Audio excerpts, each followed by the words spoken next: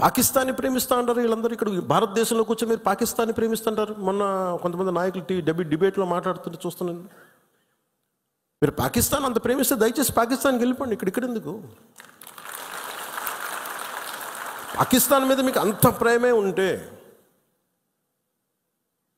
ఇది మాట్లాడుతున్న పని ఏదైనా వీళ్ళందరూ కూర్చొని కాంగ్రెస్ నాయకులు వీళ్ళందరూ, కొంతమంది ఎమ్మెల్సీలు కూడా ఉన్నట్టుగా అనిపించింది నాకు చూస్తుంటే. ముఖ్యంగా సౌత్ నుంచి ఉన్నారు కొంతమంది సీనియర్ కాంగ్రెస్ నాయకులేం. కాంగ్రెస్లోనే విభేదం ఉంది.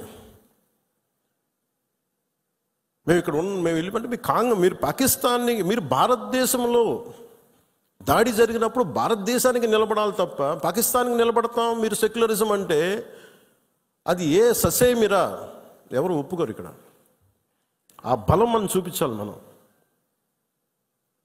ప్రాణాలు పోతే తిరిగి వస్తాయా?